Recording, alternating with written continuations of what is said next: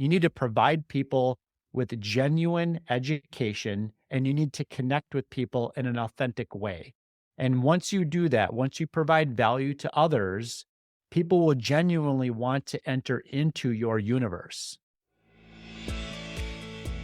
Your network is your net worth. Come listen to some of the most successful people I know share invaluable knowledge, stories, and advice in real estate, business, and beyond. This is Weiss Advice. Whether you want to take your business or personal life to the next level, look no further. Welcome back to another episode of Weiss Advice. I'm your host, as always, Yona Weiss, and I am excited to be here today with Jeremy Dyer, another phenomenal guest we have on the show. How are you doing, Jeremy? Yeah, Yona, thanks so much. Looking forward to the discussion today. It's, really a pleasure is mine. Great to have you on the show, and always love to have someone who, as you mentioned, podcast hosts themselves, because usually gets for a little bit of a better conversation. And obviously, as we can tell from the video, you have a pretty good mic quality as well. Sound quality is superior on this episode. Awesome. Well, I'd love to just kind of give you the opportunity to let our listeners know a little bit more about yourself, how you got your background. Obviously, the common denominator on this podcast is all of our guests have something to do with real estate. How long you've been around in the industry? And I know you've been in it for a couple of decades. You've been doing various things, but love to hear how you found yourself in the current position you're in as well. So take it away. Yeah, no, I appreciate the opportunity. Really my real estate career and journey started largely as a byproduct of having some success in the technology sales arena in sales.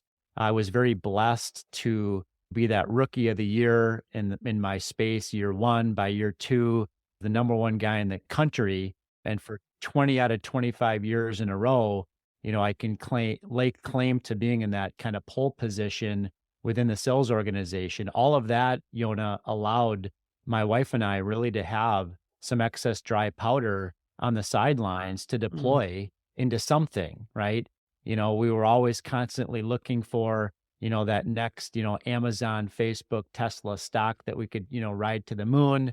We tried our hand at some different index funds and, precious metals. And we even tried our hand at the entrepreneurship journey, right? But what ended up happening in 2012 is we watched an HGTV show on fixing and flipping, and that seemed super sexy.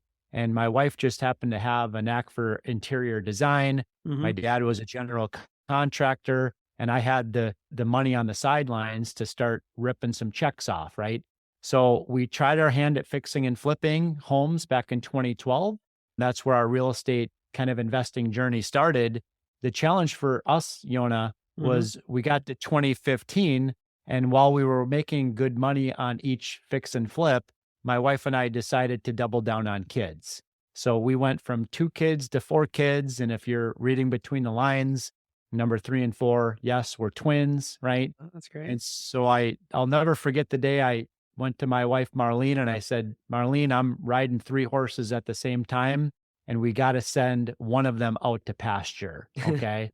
The 3 horses were, number 1, crushing my commission and bonus checks. Number 2, it was building up an active real estate portfolio with single family homes. And number 3 was really trying to be as good of a father and husband, as I could to our 4 children, right? And so it was time to step off one of the horses, so to speak. And that was the real estate active fix and flip business, because the stability, in a multiple 6-figure paycheck for me, was more important at that time in my life. So 2015 rolls around, it's time to diversify into syndication investing. And back in 2015, I didn't even know what the word syndication really meant, right? I happened to network my way into an operator that I eventually knew, liked, and trusted, and decided that it was time for me to be a passive limited partner investor, continue to keep capital in real estate because I believe in it so much as a diversification play. And honestly, I waited for 4 years to make my second investment. Why? Because I wanted the investment thesis to prove itself out. And fortunate enough, it did for me. My investment doubled in a 4-year period. And from that point onward, I was hooked so much so that I've now invested in 34 different limited partner opportunities with multiple different sponsors, different asset classes, multiple different geographies. Mhm. And we're going to continue to double and triple down, on that effort into the future. That's awesome. That's really goes to show you the power of real estate investing. There's so many different ways to get involved. Obviously, you showed, tried your hand at the fix and flips. There's many different ways, but the syndication avenue and being a limited partner can really pay off, especially in the time frame that you really started doing it was in a very upward economy that obviously we haven't seen returns like that, between I guess 2017 and 2021 basically were like the prime years of our real estate syndications. It still can be great, still doing deals now. I know you're working with Rise48 now, and I know they still got deals going on all the time. So I'd love to kind of hear how that transition from 2012, doing that, going into 2015, 2019, bringing in more investments into now we're in 2025. We're talking 10 years later, basically, since you started your first limited partner investment. Now you're doing something really more active as well. Is that right? Yeah, no, I'm glad that you mentioned that, and thank you for highlighting that. There's obviously a lot more to unpack there. I feel blessed in a couple of different avenues. I feel blessed at the time that I got involved in real estate on the active side, obviously on the other side of the global financial crisis. It was a good time to be in kind of that single family fix and flip between kind of that 2010 and 2015 era. Hmm. I'm glad that I got involved in syndication investing in 15, 16, 17, kind of that era as well. For those that remember those times, the economists were screaming recession. Well, if you had sat on the sidelines in kind of the teen years of the 2020, 16, 17, 18, you lost on a bull run, really, in real estate. I continued to double down, obviously, in 21 and 22, invested during those 2 years in probably 20 additional syndications, most of which are doing okay, but there's a handful of them that are not, right? Yeah. With various different operators that have had capital calls, suspended distributions, fortunately, no loss of capital to date. But once 23 rolled around and we kind of, saw the beginnings of the aftermath that was caused as a direct result of higher leveraged loans, the historic run up in interest rate, that environment that we experienced, really my crystal ball told me is 2023, 2024, and maybe 2025 are going to be good years for me to, really dollar cost average, which is the same advice that your financial advisor, Hmm. would give you as it relates to Wall Street investing. I'm just thankful that I didn't put all of my eggs in one basket, so to speak. I'm an investor that typically will have an appetite for investing anywhere from 50 to 150,000, certainly capable of making larger investments, but I think diversification is prudent, which is why I'm diversified in multiple different geographies, different operators, different asset classes, different business plans, quite frankly. Hmm. Some deals offer higher year one cash on cash returns, and some offer, a higher equity split, at the end when that deal goes full cycle. But really what happened with me, honestly, Yona, is I got to 2022 and had seen power of my own personal wealth building trajectory and how that drastically changed. Having at that point been in a couple of dozen, syndications and continuing to build, that I just really wanted to start telling everyone about it, Yeah. right? So it was really more or less I got bit by the bug. And then before you know it, I'm telling all my friends, family, and colleagues that, hey, you ought to consider, deploying some capital, into this sponsor's deal that I'm looking to put my own money into. 2 years ago, I had a reputable sponsor in the industry tell me, Jeremy, you've got a tremendous track record as an individual. Right. You have a high brand equity. You've got a network of a lot of people that already know, like, and trust you. You should consider monetizing your effort. And through that monetization effort of bringing other people's capital into our deals, not only can you be legally compensated through that process through what's called a fund of funds, but your investors can also receive a better return profile going through you as a community of investors Right. than what they would get if they went retail directly into the deal. And that's where my capital raising business, Starting Point Capital, was founded just 2 years ago. And in that 2 year time period, up until recently, I've had a technology sales job, which is 50, 60 hour per week job. Yeah. And I've been able to also at the same time raise $45 million in capital from just my own personal and professional network. That's amazing. That's incredible. I'd love to just repeat that for a second because that drives it home. I mean, $45 million in the past 2 years, that's a feat that a lot of people who are professionals in the industry who've been doing this for decades would be very, very happy to reach something like that. So kudos to you on taking that and realizing the power that that you've developed in through your own experience in investing, and then teaching that, the ability to teach that and share those messages with others and teach them how to do it on their own. And obviously building that network that you've done over the years with a sales job. I assume a lot of the network you have comes from the people that you've met and then developed relationships with through that job and that medium over the past couple decades. Yeah, absolutely. And I mean, I've had people reach out to me before and say, "Hey, we'd like some of your pixie dust, right? Yeah, right. Can you sell me a little bit of it, right?"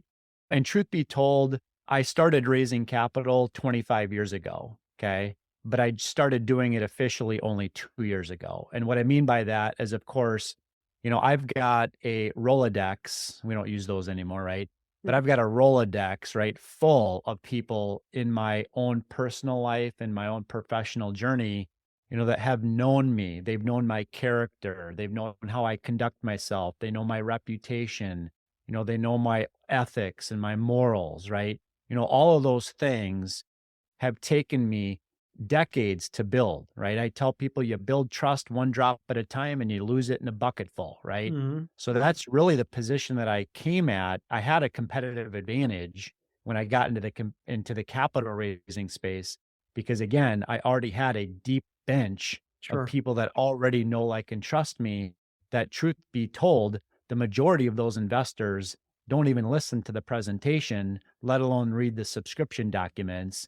They're going to wire transfer 100K into the deal because I'm in it. And I'm also showing alignment of interest, which is super important, right? I Mhm. am co-investing Of course. alongside my investors into every deal. I have my own skin in the game. My own capital is on the line. And oh, by the way, I'm also in 34 deals as a limited partner investor and have been investing utilizing this strategy now for a decade.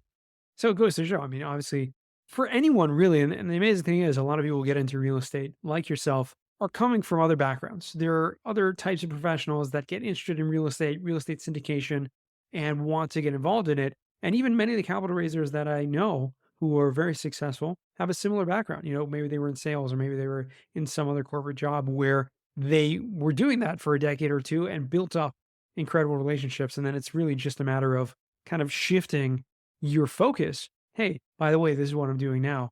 And I think social media is an incredible way to kind of show that, because I imagine when you started doing the real estate investing, you kind of took to LinkedIn and Facebook and those kind of things and just kind of started sharing what you're doing. And with the podcast, that's a very easy way to do that. The thought leadership platform that you create through that just tells me, whoa, hey, this is Jeremy guy.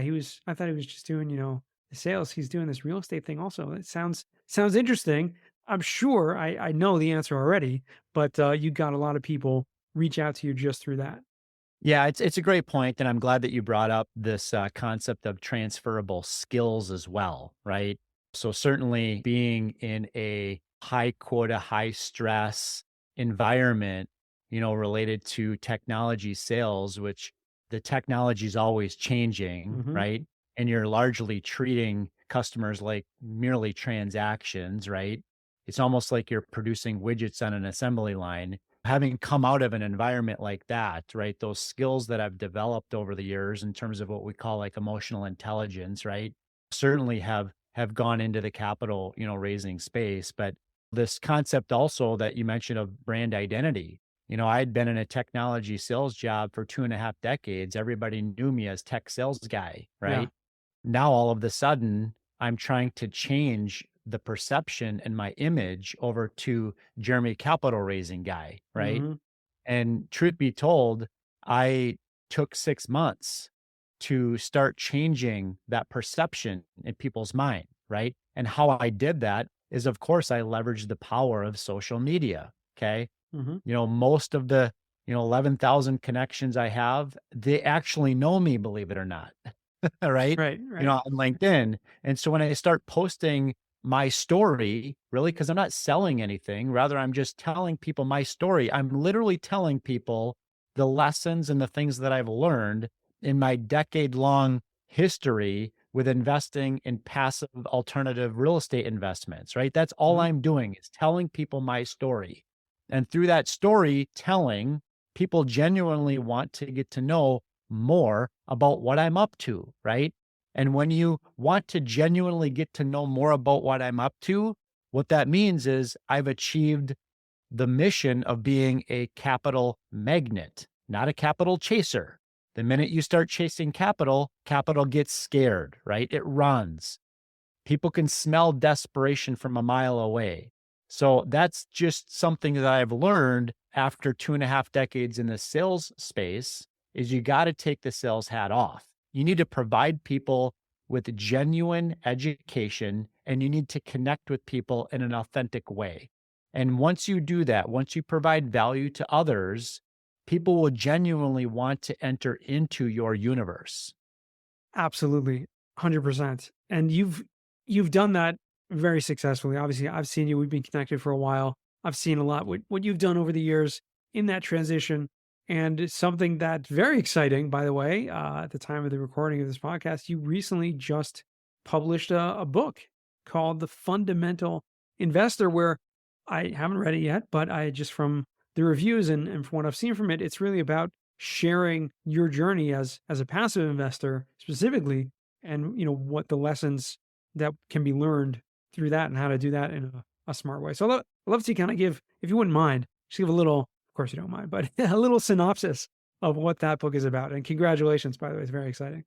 Yeah, no, I appreciate that. It's kind of interesting because when I had the vision and the idea to write a book, I hired a publisher and told them about my idea. And they told me it's going to take us 12 months for you to get that published. And I said, no way, I'm going to rip through it in about 12 weeks. And of course, it took 14 months. So they were right. Right. But, the biggest challenge about writing a book is when do you stop? Right. Because you can always add more to a book. But at some point, you got to say, you know what? It's as good as it's going to be. It's time to send it. Right. But my book, The Fundamental Investor, and for your listening audience, is really my journey. Okay, into and through the passive real estate investing space, which didn't really begin in 2015 when I made my first investment as a limited partner investor. It also didn't begin in 2012 when I decided to try my hand at wholesaling and fixing and flipping single family homes. It really started in my childhood, right? My childhood in terms of what your parents taught you as it relates to investing, what your maybe later financial advisor told you about investing, what maybe your college professors told you about college investing, or quite frankly, what your friend Brad is telling you that he's doing, right? So everybody's got all these different kind of perspectives in terms of what they think works, and everybody largely invests based on speculation. So the Fundamental Investor book is really designed to be a story, okay, to captivate the listening audience, to hook them in so they won't want to put it down, right? But it's really my journey, which really primarily started as a 6-year-old, okay, in terms of the things that I was told then as it relates to work hard, get good grades, get a job, get married, have kids, right? Kind of the whole story that we were told, back then when I was a youngster versus kind of how my mindset changed over the years. And to be fully honest with you, I do knock the financial advisor community. I'm a little rough on them.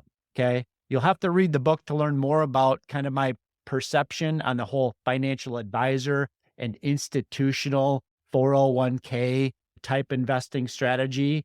So again, for your listening audience, there's a little bit of a hook there. Go check out The Fundamental Investor. You can go to Amazon or you can go to fundamentalinvestor.com.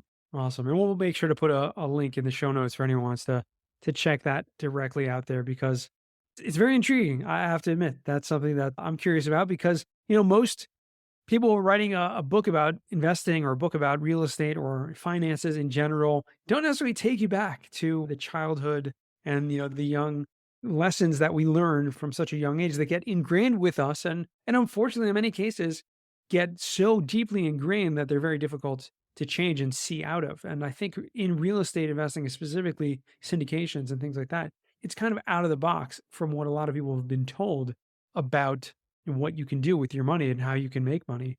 People think real estate, there's no such thing as passive investing, or it's active, you have to do it. There's no such thing as getting such great returns. Now, don't get me wrong, they're not all great returns, myself included. You mentioned you have a few deals that you invested in the past few years that have kind of taken a hard hit. I had a couple deals as well that I invested in passively that, one in a capital call recently over the summer. And, another one had basically been on, non-cash flowing when it was intended to be a cash flowing investment. So it's hard. Obviously, you need to know the risks that come along with real estate investing, and it's not all just sunshine and rainbows. But what it is a great opportunity to grow wealth and to build wealth outside of your full-time job. Yeah, 100%. And I'm, glad that you kind of brought up this concept of analysis paralysis and education. And, there's a multi-trillion dollar industry out there, called Wall Street, right? That is constantly vying for people's attention and their investment dollars, right? But those dollars are going directly into a publicly traded investment of some sort that's directly correlated with Wall Street. So the average investor out there isn't necessarily that familiar with alternative investings or private equity, type of investments, like the ones that you and I are familiar with. So it really requires people like you and I to continue to educate, those in the population, that have a desire to want to diversify outside of Wall Street and a Main Street. They just don't have time to be an active owner or an active operator because they're busy professionals and they're still, lighting up the 9 to 5 Monday through Friday and want to have enough bandwidth in their lives to be able to spend time, with what matters to them most. And oftentimes that's their spouse or their family. So appreciate you highlighting that. And obviously, Yona, highlighting the fact that there's no such thing as a risk-free investment. That does not exist. Okay. So for me, the most important thing that I analyze when determining whether or not to deploy my own capital with a sponsor into a deal is what I like to call execution risk. I talk a lot about this in my book, The Fundamental Investor, and that is how to properly do and perform due diligence on a sponsor. The truth is that most people heavily weight the pitch deck in terms of whether or not they decide they're going to invest. How shiny was the pitch deck? How polished, was the presenter? How great is the IRR or equity multiple, right, on the deal? The truth is that should be way down on the list of whether you decide to deploy your own hard-earned capital into that deal. And really the greatest emphasis needs to be placed on, again, what I call execution risk. Does that sponsor at this point in the economic cycle, with the team that they're surrounded with, the track record that they have, the network they have access to, are they able to, in the face of some potential headwinds in the future, right? Some of which we don't even know exist yet. Okay. We don't know yet when the next Black Swan event is going to be, but I can rattle off at least 6 different events in the last 20 years that have been deemed Black Swan events, right? So what sponsors exist that are out there in the space today that truly have the ability to mitigate and minimize that execution risk and also increase the predictable outcome?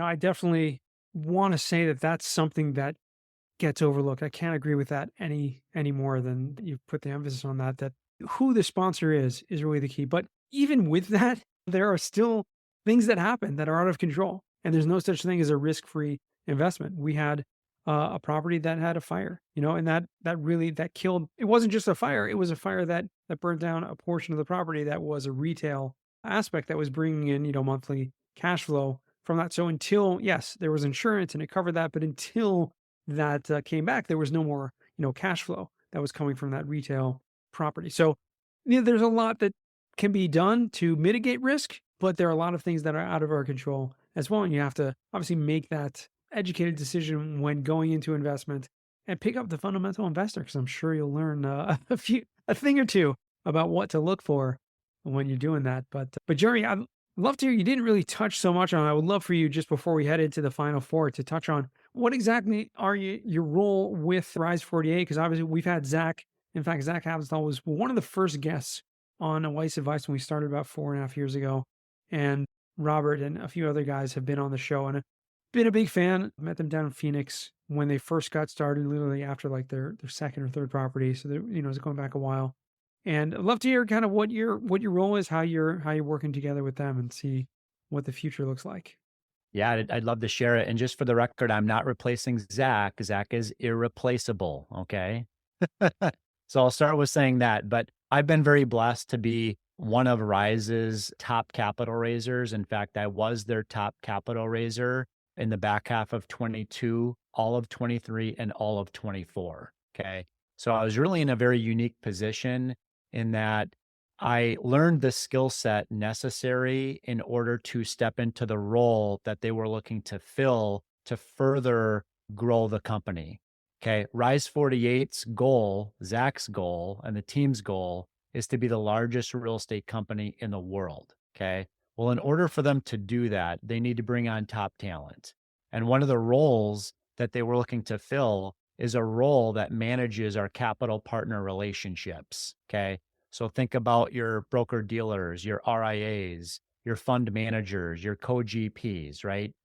Any partners of ours that bring in capital to our deals, my role and responsibility is to help to support them. Okay. If they're 500K raisers, what can I do to help you to get to a $3 million raiser on a deal by deal basis? So I always like to tell our capital raising partners that I'm either here to help sprinkle some pixie dust on you, or I'm here, to be a shoulder to cry on kind of a thing. But there's a lot of different things. The devil's primarily in the details. There's a lot of different things that I do personally to help engage with new and existing limited partner investors in a genuine and authentic way that is just not being taught in kind of the playbooks that exist out there today in the space. And that's really the unique value proposition that I bring. Nice. That's awesome. And kudos to you for, not just being the top sales guy in the tech sales or the top capital raiser. If I didn't know any better, I'd feel like you had a kind of a competitive side to you. Just a little bit. Yep. I'm constantly competing with myself, to be honest. Yeah. And that's the best way to do it. Unbelievable. That's awesome. Well, Jeremy, as I mentioned, love to transition to what we call the final four. These are 4 questions I like to ask all my guests. And the first one to you is, what's the worst job that you ever had? It's interesting. I haven't had a lot of jobs in my life. Okay. I can actually only honestly dial it down to 3 different jobs. Okay. But one of the jobs that I had that isn't one of these 3 is, of course, an active real estate investor. So I'm going to tie it back to real estate investing. We had fixed and flipped several properties. Okay. When you go through the math in terms of the amount of time, effort, energy, resources, labor costs, quiet costs, all the different things that went into what it takes to acquire a distressed single family home, renovate it, and sell it, with the amount of time and the opportunity cost of me deploying that capital into something different, okay, I was basically paying myself minimum wage, okay? So I'm a multiple 6-figure income earner in the technology sales space. I'm in the fix and flip business, making minimum wage, okay? So you can now see why it was time to, retire. And I always kind of joke with people that are in the fix and flip game. And by the way, I fully support it. I think it's important for people to maybe get their start there. But at the end of the day, in my opinion, okay, the active fix and flip game for single family homes is a young man's game. Okay. Listen, you're entitled to your opinion on that. There may be some that might disagree with that, but you're absolutely right. Unless you're really building it out as a business and kind of building a team is very, very time consuming, and you're definitely not getting paid very well at first, at least. Although, if they do well, sometimes you can get compensated on the back end, especially if you have multiple projects going on at once. But yeah, you're absolutely right. I definitely can see how that would be in your list of worst jobs. Second question is, what's a book you've read that's given you a paradigm shift? Yeah, I really like the Lifestyle Investor Mm. book a great deal. I also like The Psychology of Money by Morgan Housel. Of course, I like, the Hands Off Investor book by Brian Burke. Of course, I like my own book, The Fundamental Investor, right? So I would say it's really not a specific book. I would say when I got real serious, about investing passively as a limited partner investor and kind of changing my investor mindset after I started to notice that my wealth building trajectory was changing in a positive way, I decided that it was time to really get educated, right? So I would say that over a 18-month period, I read 100 books. A few of the ones that I mentioned obviously were included in that. But more than anything, where I really learned was by having earbuds in my ears, okay? Listening to other people on podcasts was incredibly transformative. Listening from guys and gals that are on the front lines of these real estate syndications to learn about all the nuances that go on from acquisition all the way through disposition and everything in between, right? Learning from other people that way was tremendously powerful for me. It didn't cost me any money. It just cost me my time. Okay. I've got 4 children. I regularly coach them in sports. I'm a very busy guy, right? But I always make sure that I have enough bandwidth set aside throughout the day during downtimes to continue to educate myself and to continue to invest in myself that way. Having read 100 books in an 18-month period of time, I mean, that's just incredible. But, they say that the smartest people in the world are readers. And I think it cannot be understated. I mean, I've definitely read quite a few books in my time. I can't say 100 in a year or 18-month period, but enough to fill bookshelves. That's for sure. So, third question I'm going to ask you is, what's a skill or talent that you would like to learn? Yeah, I would say it's probably more of a talent, and that is I'd really like to learn other languages, Mhm. outside of English being my primary one. I, gave Spanish a 3-year try when I was in high school, but, I'd love to learn Mandarin. Okay. I'd love to learn French. I'd love to learn all kinds of different languages, quite frankly. I think it's a real connecting point with other people, right? When you can speak their native language, and Yeah. I just feel like that would be so powerful if I was, multilingual and able to have conversations with different people from all different walks of life in their own kind of, language. It is fascinating. I wouldn't say multilingual. I know basically 3 languages fluently, but the other a couple more, I know a little bit and about 3 or 4 other languages besides that.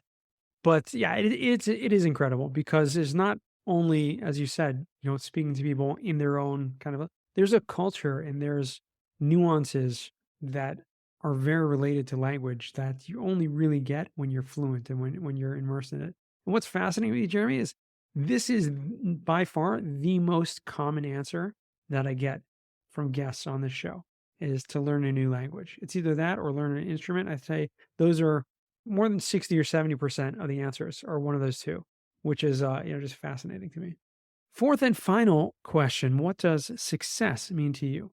Yeah, I think people's definition of success changes over time. I can tell you that my 17-year-old's definition of success is very different. I can tell you that my 30-year-old self definition of success is different now that I'm 46, right? So I think it changes over time. I'd say as I kind of move throughout my 40s now and, looking at 50 in the horizon, that for me, success is all about, kind of legacy and impact, right?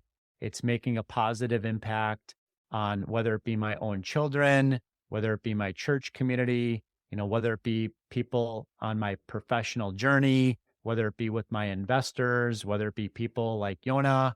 Is there a way that I can make a positive impact, on the people that I come in contact with on a day-to-day basis? And then of course, the next part of that is legacy, right? Mhm. What Right. can I be doing, to give back, right? What can I be doing to help set up the next generation, right? To leave this world in a better place, than when I came into it. 100%. I can't agree with you more. It's very well said. It's really what we think about. And success does change over time. And in 5, 10 years from now, your definition may even be different than what you've shared today. You never know. It really does change and develop over time, which I think everything should. Your opinions on things and all kinds of things should change and develop over time as well, as you become more educated, as you have more life experience. And obviously, you have kids, you have 4 kids, I have 6 kids myself. And as they get older, your relationship with them changes, and they're going to teach you things that you'd never imagined. My kids teaching me something, yeah, they're gonna teach you things as well.